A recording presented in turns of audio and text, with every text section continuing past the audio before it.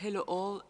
I would like to ask for your patience, please. We are trying to fix some technical problems.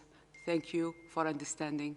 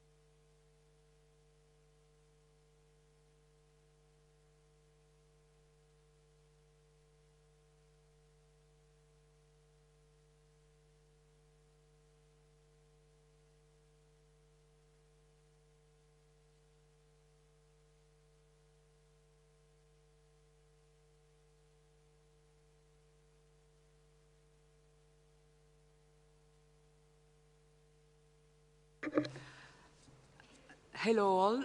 I think our technical problems are being solved now. I am Fadela Shaib, speaking to you from WHO headquarters in Geneva, and I welcome you to our global COVID-19 press conference today, Friday, 8th January. Present in the room are WHO Director General, Dr. Tedros, Dr. Mike Ryan, Executive Director, Health Emergencies, Dr. Maria von Kerkhoff, Technical Lead for COVID-19, Dr. Bruce Aylward, Special Advisor to DG and Lead on ACT Accelerator, Dr. Mariangela Shimau, Assistant Director General, Access to Medicines and Health Products. Joining us remotely are Dr. Kate O'Brien, Director, Immunization, Vaccine and Biologicals, and Dr. Ed Kelly, Director, Integrated Health Services. Welcome all. We have simultaneous interpretation in the 6 UN languages plus Portuguese and Hindi. Now, without further delay, I would like to invite Dr. Tedros for his opening remarks. DG, you have the floor. Thank you. Thank you, Fadila. Shukran. Good morning, good afternoon, and good evening. COVAX, set up by Gavi, CEPI, and WHO in April last year, has now secured contracts of 2 billion doses of safe and effective COVID-19 vaccines, which we're ready to roll out as soon as the vaccines are delivered. And we also have the right of first refusal on an additional 1 billion doses. However, this is where the current challenge is. At present, 42 countries are rolling out safe and effective COVID-19 vaccines.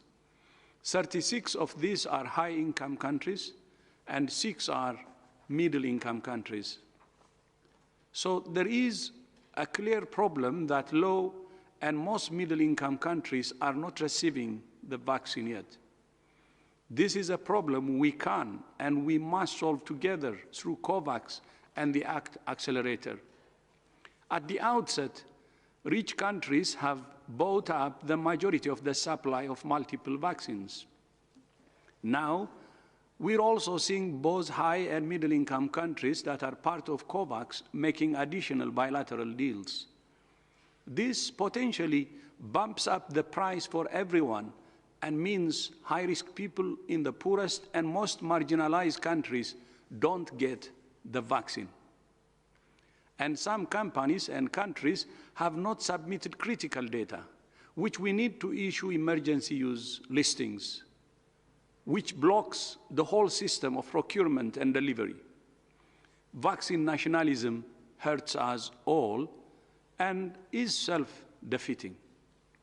But on the flip side, vaccinating equitably saves lives, stabilizes health systems, and would lead to a truly global economic recovery that stimulates job creation. Importantly, it would also help us limit the virus opportunity to mutate. The current variants show that the virus is doing its best to make itself more suitable to ongoing circulation within the human population. This is normal of every virus, but at present we're helping it thrive if we don't reduce transmission and vaccinate equitably. Going forward, I want to see manufacturers prioritize supply and roll out through COVAX.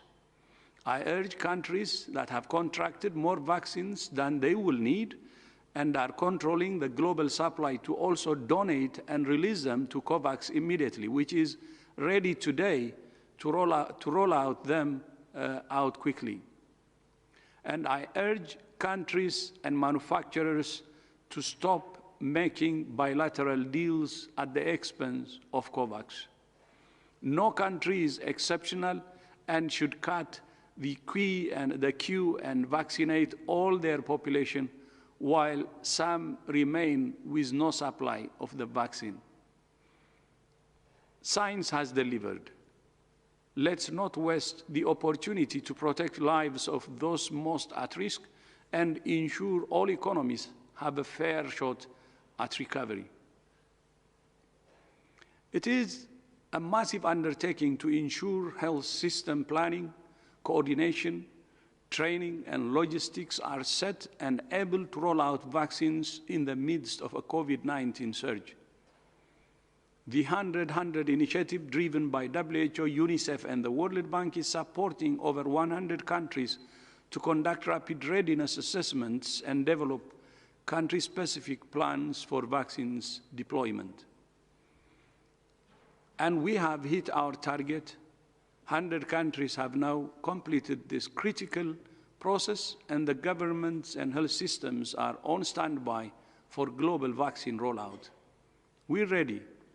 COVAX is ready. Countries are ready. The time to deliver vaccines equitably is now.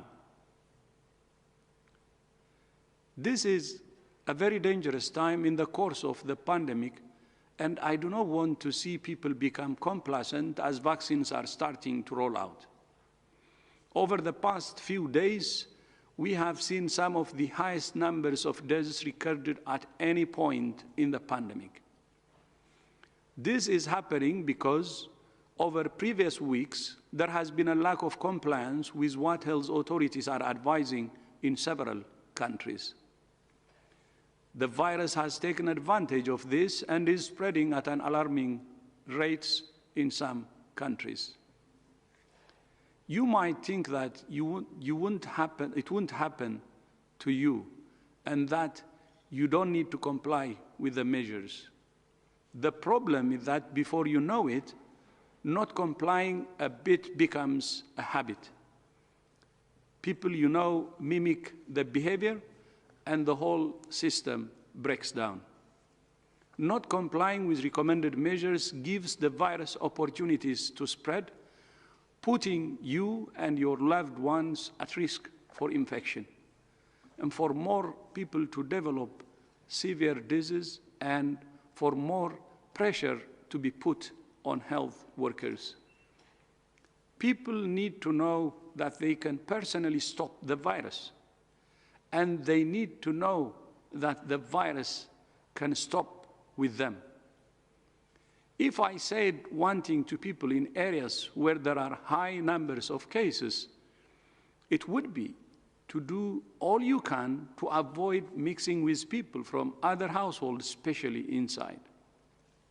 Because the virus thrives when people gather in groups, especially inside, where people are less inclined to physically distance, wear masks and hand wash, and where windows aren't open and there is not adequate ventilation, which means everyone is sharing the same air.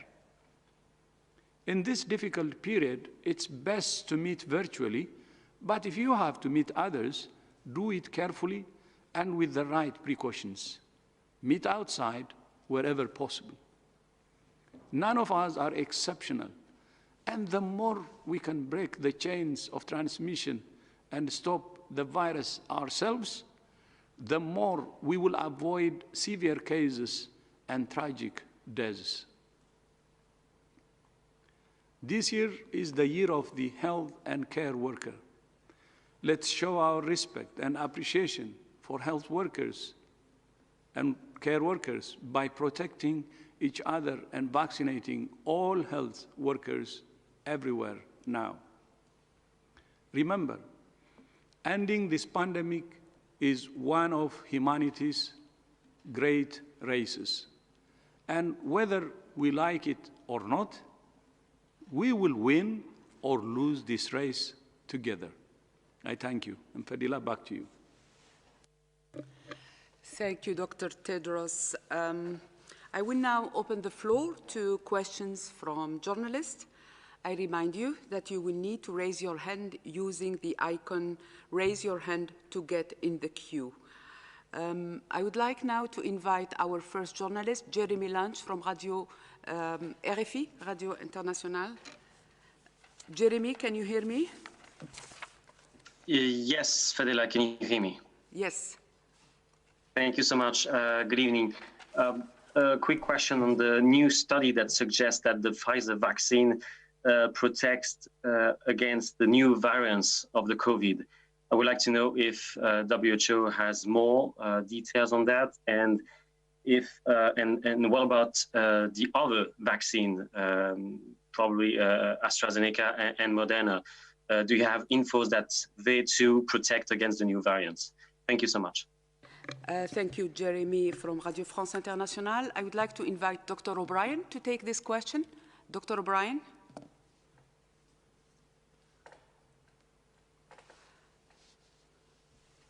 Thank you for this question. We're looking into this. It's very recent information, and I think the important thing is this is going to be a dynamic situation, and the evidence is going to continue to accrue. So this is welcome information. It's also what has been expected, understanding where the variations are, where the modifications are that are part of these variants. So this is certainly a dynamic space, and there will continue to be work going on to look at the relationship between these variants and the vaccines, a number of vaccines coming out. And in particular, I think what is also anticipated is evidence from efficacy trials that are being conducted in areas where the variants are circulating. And that, of course, will be some of the most powerful information that will come out about these vaccines. Thank you, Dr. O'Brien. I would like now to invite Jamil Chad from UOL to ask the next question. Jamil? Yes, can you hear me? Yes, very well. Go ahead, Jamil. Yes, thank you for the question, Fadela. My question is probably to Dr. Mike Ryan. It's a question about Brazil. Could you tell us what is, in your view, the current situation in Brazil, especially in the state of São Paulo, whether you think it is time, as WHO already asked for others in terms of Europe and other regions of the world, to make restrictions, I would say more solid, or increase restrictions at this point of time. What are we now, at what point are we in Brazil today, and whether you could comment on the specific situation of regions. Thank you very much. Hi, Jamil. This is Mary Angela. I will come in there. I think we are observing the data from Brazil very carefully, and it's actually evolving differently in the different regions of Brazil, right? It's welcome news that the Brazilian producer Butantan has made public the news about the efficacy of the Sinovac vaccine. So we are watching the situation in Brazil as it evolves. And of course that the different, like I said, the different regions, being a big country, the different regions are showing different signs of either of stabilizing the epidemic, the number of cases, or increasing in some regions, especially in the southeast and the south of Brazil. I don't know if Mike wants to comment. No, just to add that, like many other countries, the latest surge in cases has been pretty much countrywide. We've seen, again, the healthcare system impacted, but the number of available ICU beds remains adequate in most regions, although some areas have now over 70–75% of ICU occupancy. You remember in previous surges that went up to nearly 90 or over 90% in some cases. So the health system continues to cope. Brazil is essentially in the same situation that many other countries are, dealing with a third surge, second surge, whatever you call that, and keeping the health system online is extremely important. The DG has spoken to what we all need to do to reduce the force of transmission within our communities. Those same advice go to everybody in Brazil.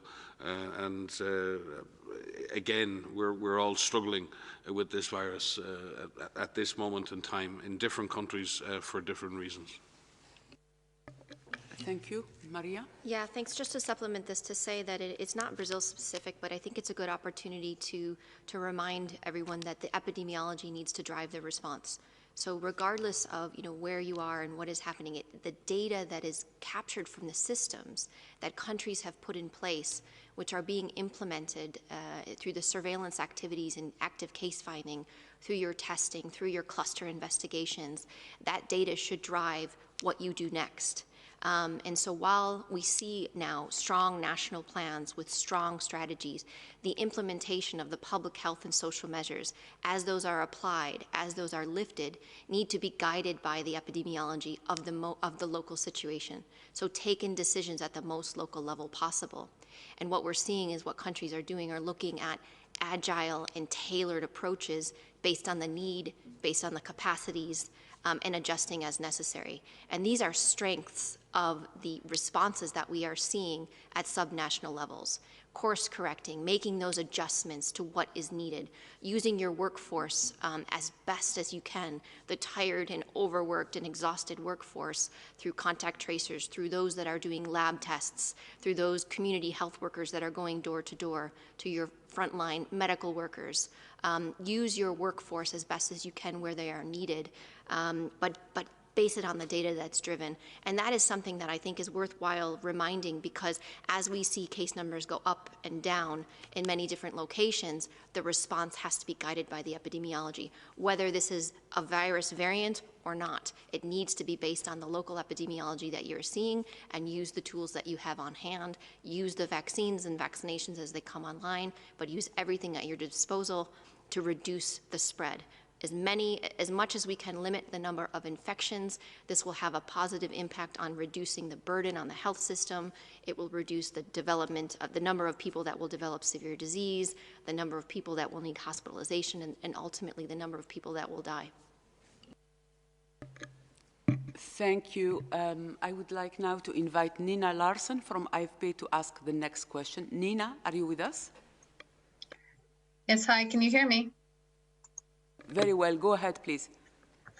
Thanks. I was hoping you could provide us with an update on the international mission to China, if the Chinese officials have provided you with an explanation for why visas were not provided earlier this week, and when you think they'll be expected, and also where the two experts who set off on Tuesday are now. Are they still waiting? Thank you.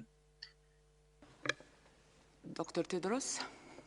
Yeah, thank you. Thank you very much. So we're in touch with Chinese officials, and they agreed to share with us the specific dates for the travel in the next few days. And we will share with you the specific dates next week. And we're also advised that the visa and other needs are on their way. So we will give you more details next week, but we expect to fix travel dates next week. Thank you. And I just supplement to say that the two experts that had begun travel have returned to their home stations, and we spoke with, including the Director General spoke with them at the weekend, but also today we had a meeting of the international team We continue to remain fully committed to the detailed planning for the mission on a scientific basis. We had a very good meeting today to discuss that, and we will reach out once again to continue that scientific collaboration with the colleagues on the science side in China. So we fully expect to continue that planning in terms of the terms of reference and the objectives of the mission, the specific scientific investigations and inquiries that need to move ahead. And as the DG said, the other arrangements around the logistics are in hand, and we stand ready and are on standby to move as quickly as those issues are resolved. Thank you. I would like now to invite Michael Busirkif from CNN Opinion to ask the next question. Michael, can you hear me? Yes, I can hear you. Can you hear me? Yeah, very well. Go ahead, please. Super. Thank you for taking my question. I recently had the chance to interview Dr. Michael Osterholm. He is a member of President-elect Joe Biden's COVID-19 advisory board. He said quite grimly the following: the coronavirus is like a series of forest fires looking for human wood to burn. Likely well over 65 to 75% of the world's population has yet to be infected. And indeed, just today, LA County said they're observing a test positivity rate of 20 to 25%. So my question is the following: given the slow pace of the vaccine rollout, new spikes in cases in regions that had earlier crushed the curve, vaccine hesitancy, and given the faster spread of the virus from the newer strain, what is your best estimate on what percentage of the world's population will become infected at the end of the day after all is said and done? Thank you.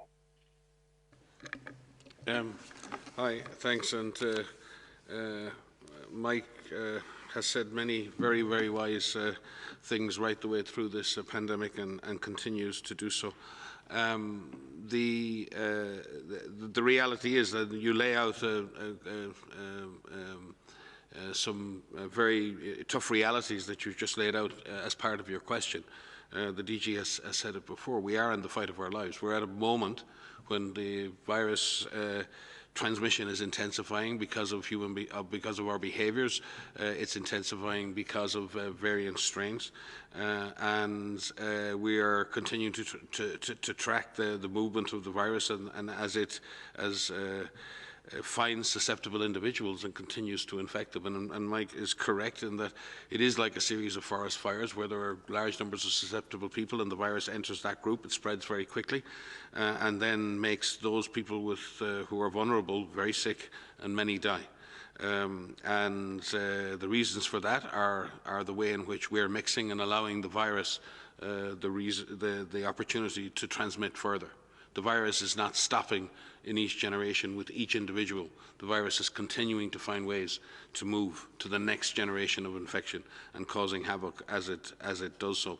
The measures that DG has outlined and that Maria emphasised are still the same measures. We can still stop this virus. We can still interrupt its transmission. We have to double down and recommit ourselves to that process. Mike is correct. The vast majority of the population of this planet still remains susceptible to infection with this virus. It's very, very difficult to come up with an actual, accurate figure for how many people have actually been infected. Many of the seroprevalence studies have occurred over the last year. Many are 6 months old at this point, so we're dealing with older data. Maria can speak to how we're trying to address that number, but Mike is correct when he says up to up to 3/4 of the population and potentially more are still susceptible to infection with this virus. So this fire, to use his analogy, will continue to burn. It will continue to burn until we put the fire out. We can and need to put this fire out. We need to dampen the intensity of the flames. We can only do that right now through the measures we take individually and collectively and at government level to do that. We need to use all the tools, as Maria has said many times, in that toolkit. We have the tools, we have the means to do that. The vaccine is rolling out, it will continue to roll out, and it will provide a huge opportunity to save lives. And it will ultimately provide an opportunity to dampen and shut down transmission. But that day has not come yet, and we need to buy time. We need to buy time and save lives until that happens. If We cannot get vaccines, and the DG has spoken to this as well. We do not want to see a prospect where we see large proportions of people vaccinated in some countries and no one vaccinated in other countries. The people likely to die from this infection is not everybody in every country. It is very particular risk groups by age and by vulnerability who are likely to get very sick and likely to die. It is frontline health workers who are exposed to this virus every day. This is whom we need to protect first. It's not about the overall percentage of the population that's susceptible. It's not about the overall percentage of the population will ultimately be infected. It is, are we going to allow those people who are vulnerable and those people who are most at risk to get sick and die from this virus? That is what the DG has spoken to. The need for us now to take a step back and ensure that we distribute this vaccine to those who need it, to those who are most vulnerable and those who are going to benefit most. But again, Maria may speak to the issues of how we're trying to get to a better number in terms of those who are susceptible, and Bruce may want to comment on the issues of vaccine distribution. Thanks, Mike. So yes, indeed, I think the forest fire analogy is a really good one. And if you've heard us speak before many times about the idea when you think of transmission as cases, sporadic cases, and those sporadic cases could be embers. These could be little tiny sparks that could potentially turn into small fires, which are clusters of cases, which in those clusters of cases could turn into wildfires, which are community transmission. And all of the measures that we have outlined through this comprehensive all of government, all of society approach is working towards making sure that those embers, those sporadic cases, do not become little fires or clusters, and that those little fires of clusters do not become community transmission and those wildfires. And that is what countries are showing us that they can do. And so that fire analogy, I think, works really, really well because we have tools in our toolkit that put out those fires. Those tools that we have break those chains of transmission and prevent the sporadic cases from becoming clusters and those clusters from becoming community transmission. And those same tools help us move from community transmission to clusters and from clusters to sporadic cases. And we've seen that in many, many countries across the world, in all regions of the world, in different types of societies, high income, low income, urban, rural, over and over again, and that will be done again. And vaccines and vaccinations will be one more powerful tool to help us put out those fires. But with regards to the serology, indeed, there are hundreds of studies that have been done that have looked at specific populations. And amongst those populations, how many of those individuals have had evidence of infection? And so they look at a point in time, and most of those studies have been done up through the spring and into the summer in the Northern Hemisphere, so April, May, June, July, August, and they have given us almost a point estimate. In that population, between 3, 5, maybe 10% of that population has evidence of infection. What we are working towards through our Unity studies, and this is a program that we have begun in January, where we, with our partners, have developed protocols, research templates, which we have shared now with more than 100 countries. We are working with them to adapt these research protocols for the countries themselves. We're providing technical support, operational support. We're even providing the serologic assays that they can use to follow populations over time so that we can get estimates of the populations that have this evidence of infection. And our goal in doing so, using a standardized approach, is to be able to pool that data either regionally or globally so that we can come up with estimates to answer the question that you asked in your question to us today. But we're also looking at the immune response over time.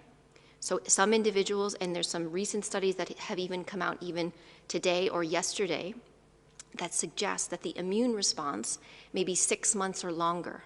And that's very good news to show that somebody that was infected, even if they had mild disease, develop a robust immune response, and that immune response lasts for 6 months or longer. So that's good.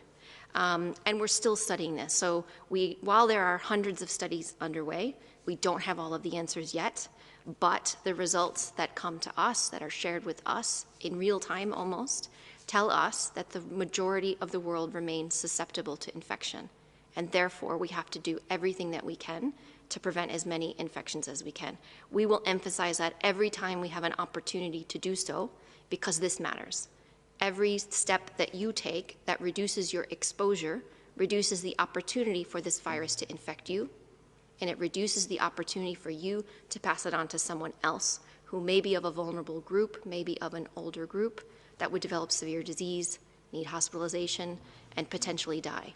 And while we have gotten better at treatment, there still are a large number of people who are dying from this virus. And so it's up to us. So as the DG said today, the virus can stop with us. We need to do what we can to make sure that we break those chains of transmission. Let the virus, first of all, let you not get infected, but if you are infected, let the virus stop with you.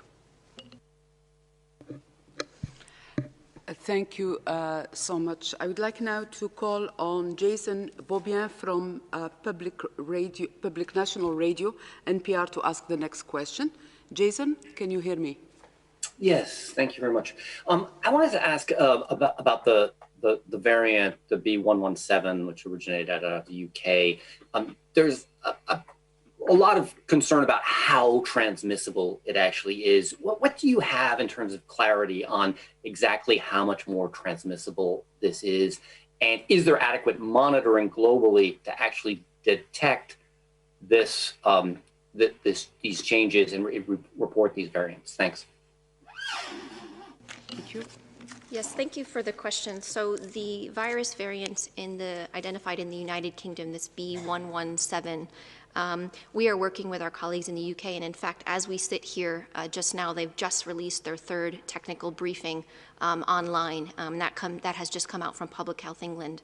We meet with our colleagues regularly there, and they're looking at a variety of factors related to this virus variant.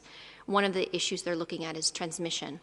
And the way that they're evaluating transmission is looking at the data captured through their surveillance system, through the molecular testing, the PCR testing, the antigen-based testing, but also the amount of cases that are sequenced. They've done some modeling studies. They've done some phylogenetic analysis, which is analysis of the full genome sequences that have been made available across the country. And they're doing some studies in the lab, looking at the viral loads of individuals infected with this variant compared to other SARS-CoV-2 viruses.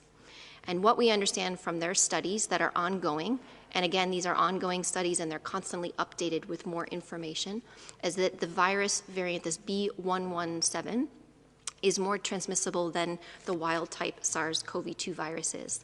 And they have estimated through their modeling studies that the increase in transmissibility is measured by the reproduction number, which is the number of cases an infected individual would infect, has increased from about 1.1 to about 1.5 or 1.7. That's also been analyzed through the phylogenetic data.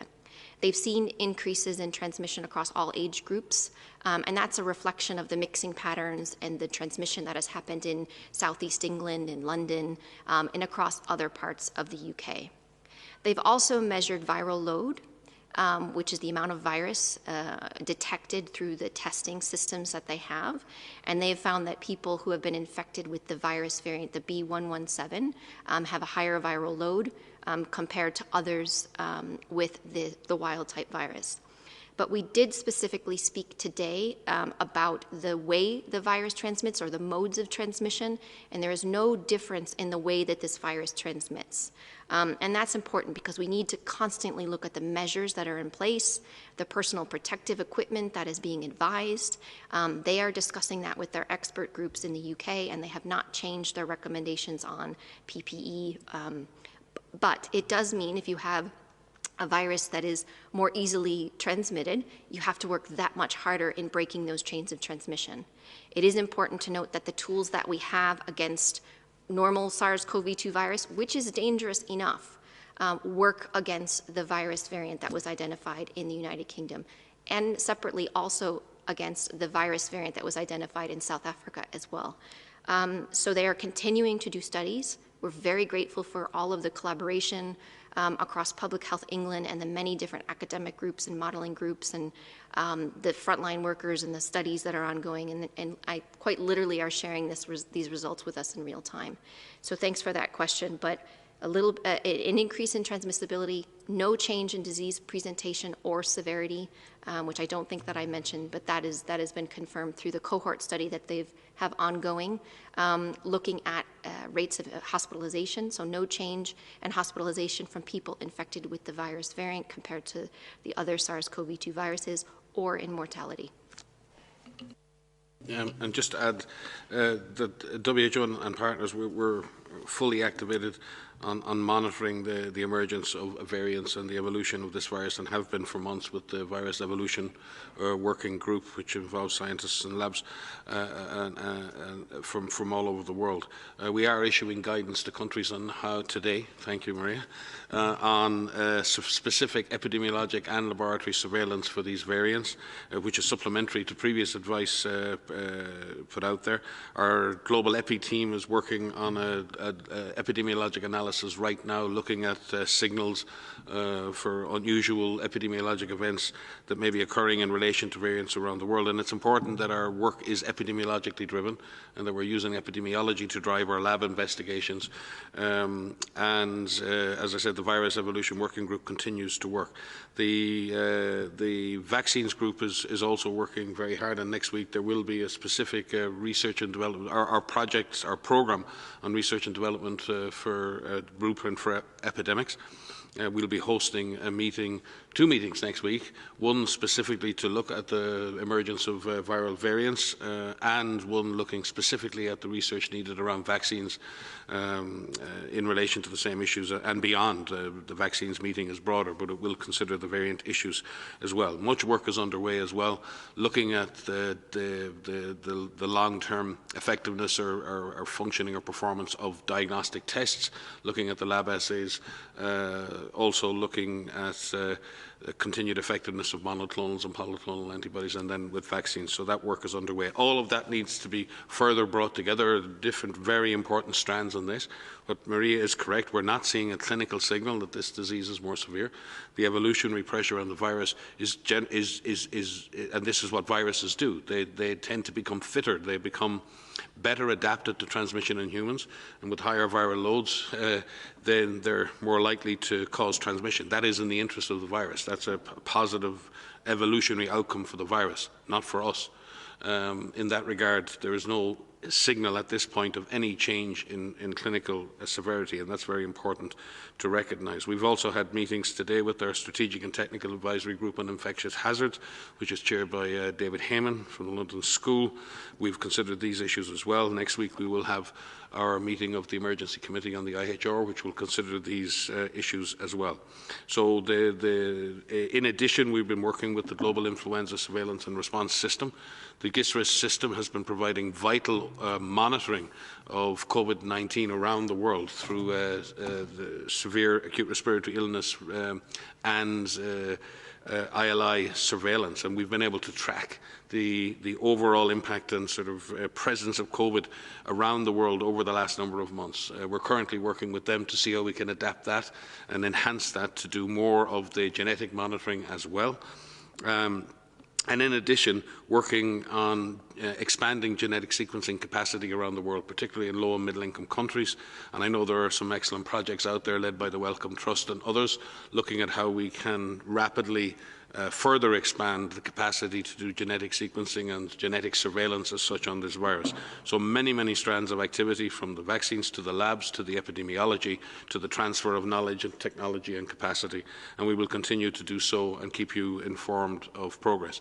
Again, though, I think it's important to recognise that we've had variants before emerged, the D614G and others. And these variants will continue to emerge as the virus evolves. We're in a race against the virus in that sense. But we should also remember, as Maria said, that the way in which this virus is transmitting has not changed. We still have the capacity to suppress that transmission if we do the right things. And we will continue, obviously, to study the long-term impact on any of these variations on diagnosis, on therapies, and on vaccines. But rest assured, this is in hand, and we are looking very, very closely at this. We take these developments very seriously, but we also need to remain focused on the job at hand, which is breaking chains of transmission and getting vaccines out to those who need them. Thank you. I think Dr. Van Kerkhove would like to add something. Just to say, we can share the guidance that was issued today. There were 2 pieces of guidance that were issued today related to sequencing. We've had a lot of people ask us questions about how much do we need to sequence and how do we do that. So we've issued in our disease outbreak news, which was on the 31st of December, some preliminary recommendations on who to sequence, which cases to sequence, recognizing that sequence capacity is not at the level that we need it around the world, and also that you don't need to sequence every single case that's out there. But as Mike has said, leveraging the systems around, we have really worked very hard with our flu network to be able to build diagnostic capacity as well as use the sequencing to do that. But we've issued 2 guidance today. One is an interim guidance, which is recommendations on who to test, who to sequence. And what we want to focus on is sequencing a subset of cases that are in your country based on capacity, but also especially focusing on any cases that are part of clusters that may be different than what you would expect. For example, in the United Kingdom, they noticed that there was an increase in transmission in late November, early December, when they didn't expect there to be increased transmission because there were some interventions in place. They were in Tier 2 and Tier 3 lockdown. And so they went back and looked there and did some sequencing. But also, if you see any change in disease profile, difference, or severity, those would be good cases to sequence. That's a good place to start. But we've issued some guidance with more specificity in there for the lab programs in each country to look at. And also, we have a much larger implementation guide on how to set up sequencing, which is a much bigger project because it's very labor intensive and quite expensive, but we're working with countries to be able to increase that capacity with the public health labs in country, but also leveraging academic labs and private labs that can do sequencing as well. Because as you pointed out in your question, we need to be able to detect. And detection of these mutations and the detection of these variants comes from the full genome sequencing. So being able to do that helps us have eyes on these viruses and how the viruses change, but also sharing those viruses, sharing those sequences with public databases like GISAID, for example. And that allows scientists all over the world to do these beautiful trees and phylogenetic analysis of actually tracking it over time.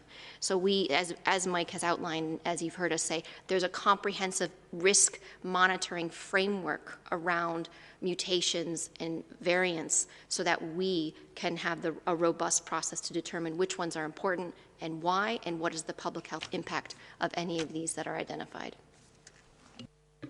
Sorry for that. I just wanted to add one. Sorry for taking the floor again, but as the UK have assigned the value to this, calling it a variant of concern, I think it's important to reflect on that. There are lots and lots of different variations in the virus, and there are many. Every virus you sequence will be slightly different. But the UK have identified through epidemiologic investigation first, and then identifying a variant, was associating that variant with a change in the epidemiology, and then labelling that a variant of concern. And I think that's what we're after. We're after being able to detect not just variations in the virus, but being specifically able to identify variations of the virus that are of a concern for public health, for transmission, for severity. And that's the job, picking out of the noise, picking the needle in the haystack, picking out the signal from the virus as it evolves, whether new versions of the virus evolve that are of more concern for us in terms of our ability to control it or in terms of its severity. And again, just to say, the governments of the United Kingdom and of South Africa and others in Nigeria and other countries are doing a fantastic job in stepping up on this issue of genetic surveillance and monitoring this at a much more enhanced level. And therefore, it's really important that when people call this a UK variant or South Africa variant, that we're not assigning values to these countries. These countries are not the cause of this problem. They're actually defining solutions by giving us the information that we need, and they should be commended and lauded for having invested in the kinds of systems that allow us to do this kind of monitoring. We should be following their example rather than looking at these as problems generated by or in South Africa or in the United Kingdom. The government, the public health, the labs, the clinicians and others in those countries should be, and I think South Africa is a beacon in terms of the comprehensiveness in the way South Africa has been able to pull together data from many, many different sources, again shows that this old idea of the North-South divide, that countries in the South can't do as well as countries in the North when it comes to doing this hardcore epidemiology and lab. This is about access to technology. Other countries in the South can do this as well. They don't necessarily have access to the technology and the training and the resources to do it, but South Africa has clearly shown, Nigeria have clearly shown, that if they have those resources, if they have access to these technologies, they will get on and do exactly the same job as is done in the North. Thank you. I would like now to invite Catherine Fioncon-Bokonga to ask the next question. Catherine, can you hear me? Yes, thank you, Fadela. Thank you for giving me the floor. My question is regarding the types of vaccines. If I can express myself, sorry, because I'm not a scientific. You have Africa that has problems to get access to the vaccines for the moment, are turning to the Chinese Sinopharm vaccine, and the Guinea started vaccination with Sputnik 5. So could you give us more information about those vaccines and also maybe the price? Because if I understood, the vaccines like Pfizer and Moderna that are using a new technology are 10 times more expensive than AstraZeneca, Oxford, or the one that are using a more traditional method of vaccine. Thank you so much for your answers. Merci, Catherine. I would like to invite maybe Dr. Aylward to start. Sure, thank you, Catherine. So you've asked about the types of vaccines. Now, Dr. Tedros in his opening comments highlighted that there's 42 countries around the world that we know are now vaccinating with COVID-19 vaccines. The majority of these, of course, in the industrialized world, and there's been very limited, in high-income countries, and a small number in the upper middle-income countries, about 6. And there's very limited, if any, vaccination. A lot of what you've referred to are actually plans, not actually the rollout of products yet, and sometimes just exploratory discussions. But in the places that have started vaccinating, there's been 6 vaccines that are in use right now, among them the ones that you mentioned. And these are a range of vaccines, from mRNA vaccines, as you said, all the way to inactivated vaccine products. At this point, we're aware of 2 of those vaccines that have gone through stringent regulatory authorities in multiple countries, one approved by a stringent regulatory authority in one country. One has been, let's say, emergency use listed by WHO, and that is the Pfizer product that we've seen. Others in the pipeline now for evaluation very, very rapidly. We are aware that some countries have made decisions to proceed with vaccines that have been approved through other mechanisms.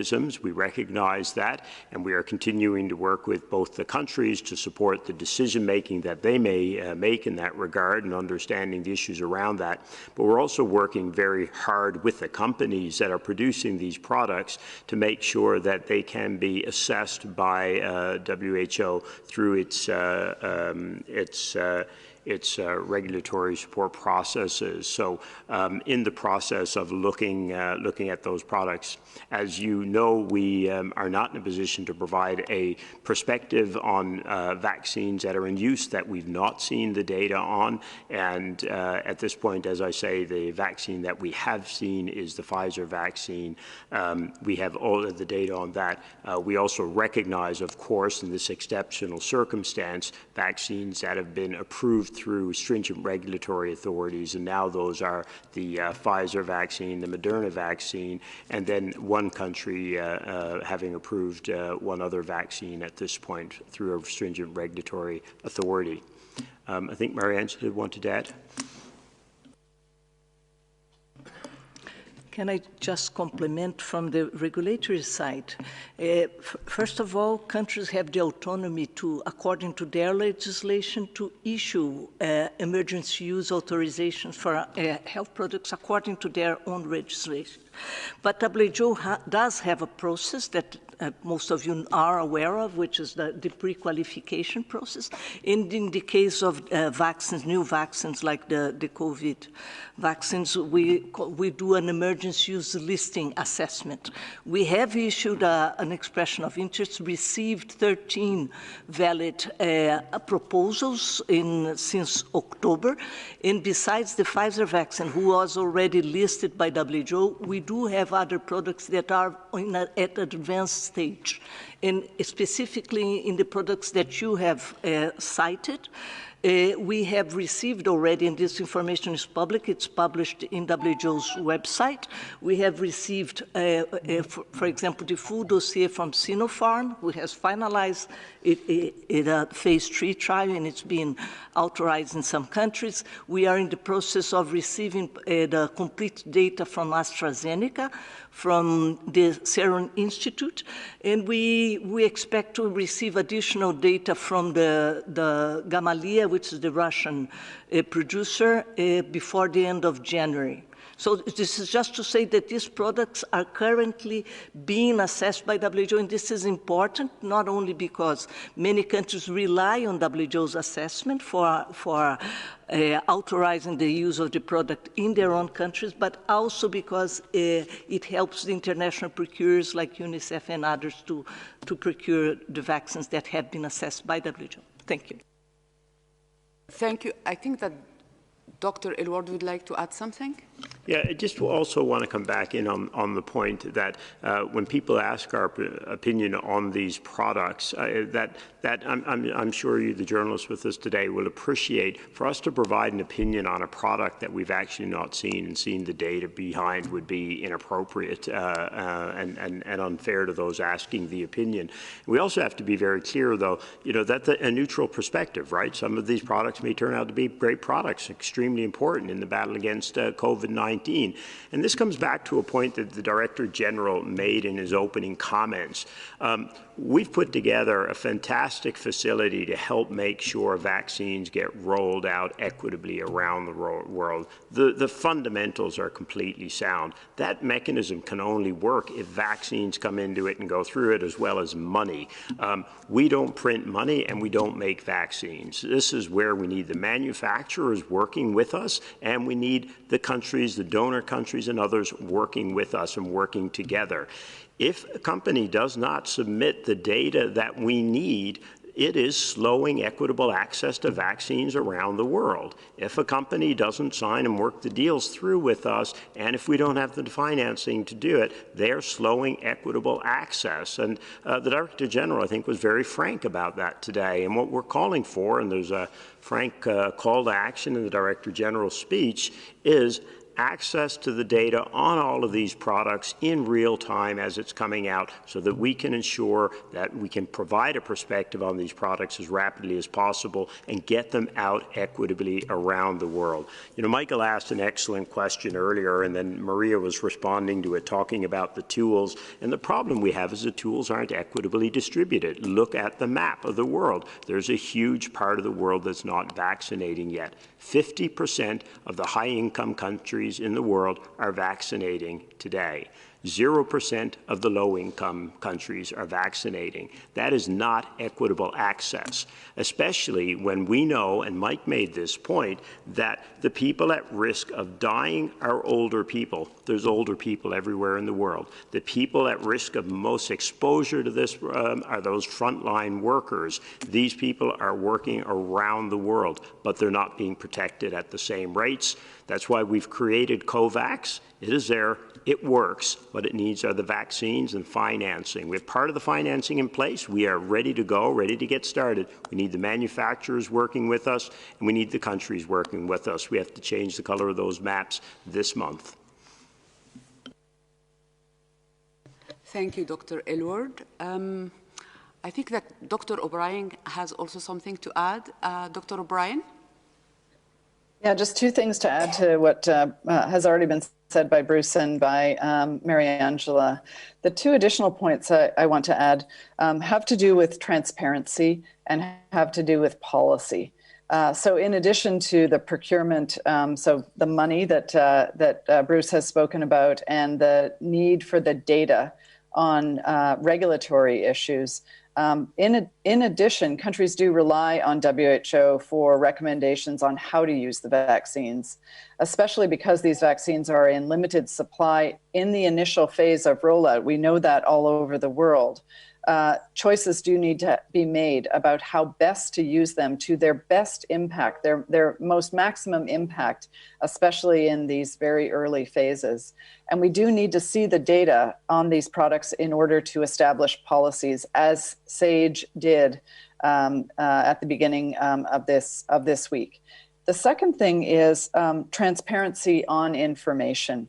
Our understanding of which countries, where they're using vaccines, what deals are being done is extremely important in order to help with this whole process of equitable allocation and equitable access to vaccines. And we're also calling on countries and manufacturers to be clear about and transparent about where vaccines deals are being done, the doses that are being arranged for use in various countries, and then their actual rollout. And having this information over time is really important for WHO and for the world to respond to this crisis in a way that will have its maximum impact. So I think those are the two other points to make here. Thank you.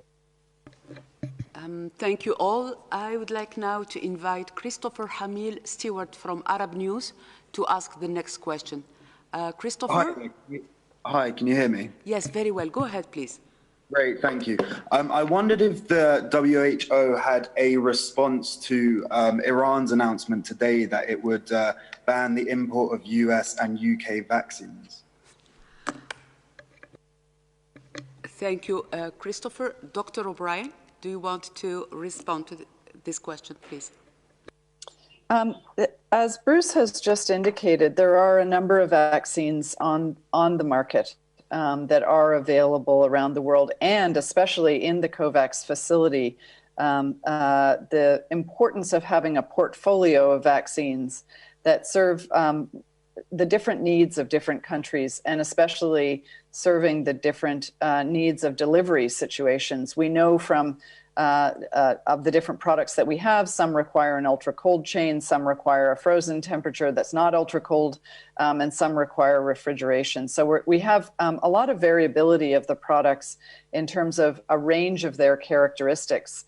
I think the other important thing to say in relation to this is that there is manufacturing going on of these products in different places around the world.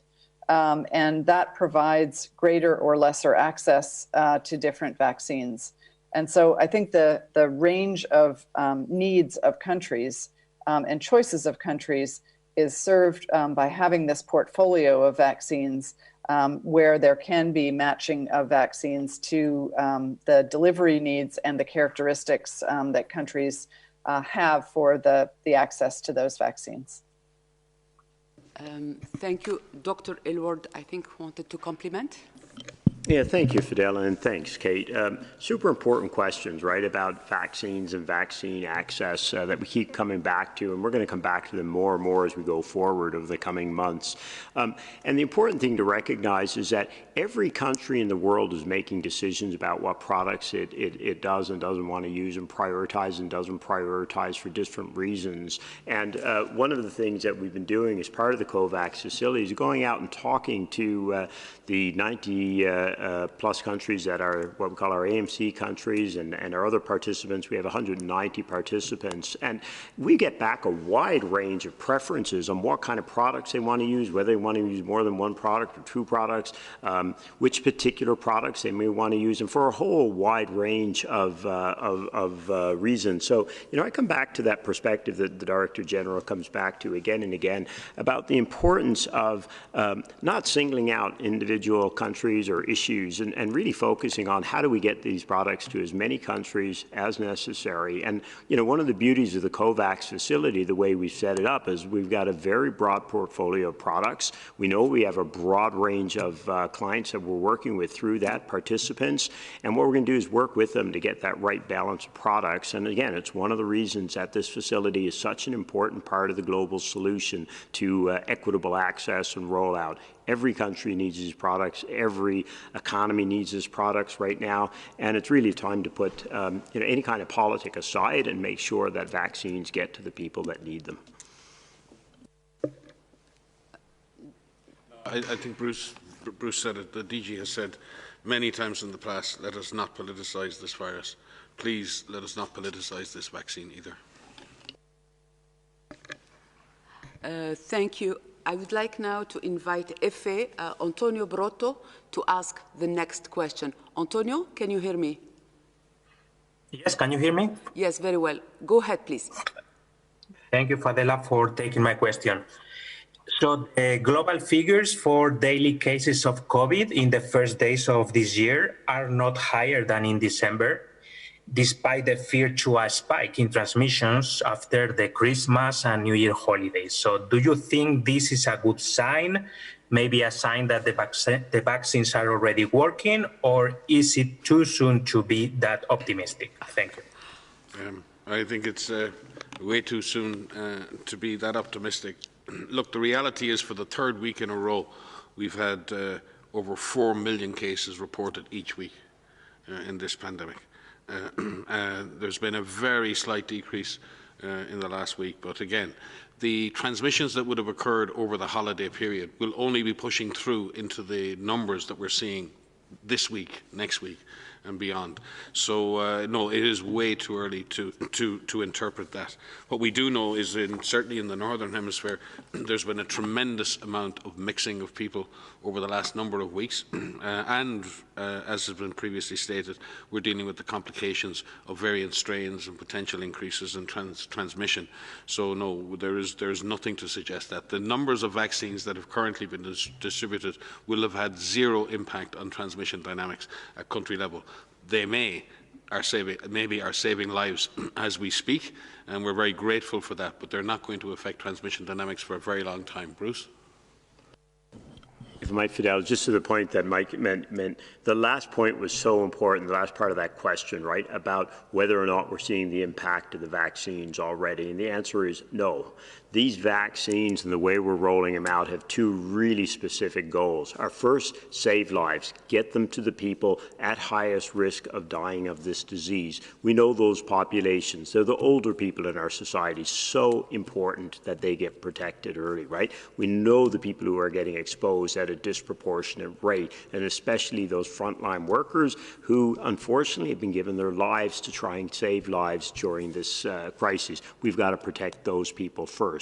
So that's what our initial goals are. We do not have the volumes. They don't exist yet, and we also don't know all the mechanisms of these vaccines to be having an impact on these curves much too early. And as we look into our crystal balls, right, we're not going to see that in the coming 6 months. This is, as we scale up these vaccines over time, it comes back again and again to what Mike has been saying, the Director General.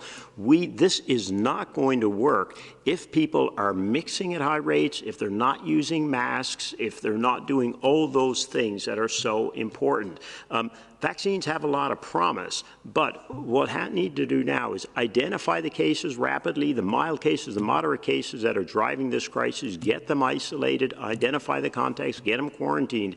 That, plus the rollout of these vaccines, is what is going to see those curves change. But it's not going to change just by those drops of vaccines that are going out at the current rates. And they're only going to go out. We've seen all the challenges to getting the numbers up, even in highly advanced environments. So it is absolutely imperative that the other parts of this response work, and we start applying the knowledge we've learned in the 12 months that we've known this virus. Thank you, Maria. Yes, thank you. So I have to, come in on the aspects of, the consequences of our action, and the Director General said it in his speech tonight. The results of our actions over the last 5-6 weeks is what is resulting in increased case numbers, in increased hospitalizations, and in increased numbers of deaths. And that will continue for the coming weeks and the coming months if we do not change our behavior. You have to follow the local advice that is being advised in the areas where you live. Governments need to enable populations to be able to do so. If you are asked to stay home, we understand that is challenging in many different respects of our daily lives and our social lives. In many situations, people need to work to put food on the table. So we need people to be supported in the actions that are advised by governments. But we also need individuals to think about what they do every single day. The decisions that you make every single day about what you want to do versus what you need to do matter. They can have consequences of increasing transmission, and they can have consequences of decreasing transmission. Please help be part of the solution of decreasing transmission. There are actions that you can take right now that limit the exposure to yourself and to your loved ones. And maybe you don't think that COVID-19 is a big deal for you, but it can be, because we know that this virus is dangerous. This virus can cause severe disease, and it can kill you. And maybe not you, maybe someone that you love that has an underlying condition or is of older age. This is serious. And at the present time, in many countries, we are seeing increased transmission where we can turn the corner by putting in the measures at home, staying home if you're unwell, staying home and not mixing with other families, postponing that trip that all of us want to take, making sure that all of the actions that are put in place. If you are asked to be in quarantine, please stay in quarantine. You are adding to the solution here. If you are a case, and we hope there are no more cases, but if you are a case staying in isolation, making sure that you receive the adequate care that you need in medical facilities, allowing the research, the community workers to do contact tracing and cluster investigation, and the technicians to do those lab tests and get those test results back quicker. But all of these actions can reduce transmission, and we are pleading with everyone to do everything that they can to be part of the solution to break those chains of transmission. It is within our hands. Vaccines and vaccination are another powerful tool, but it will take time. In the meantime, there is much that you can do every single day. So please help be part of the solution. Thank you, Maria. I think that Dr. O'Brien wanted to say a few words. Dr. O'Brien, you have the floor. Yeah, I just want to add to what really important things that everybody has said about this, Maria in particular just now. But we've been saying about the vaccines, even anticipating that they were coming, even before that they came, that it was not going to be a flip of the switch. And even as they roll out, we actually don't have the information right now about the magnitude, the degree to which they actually interrupt transmission.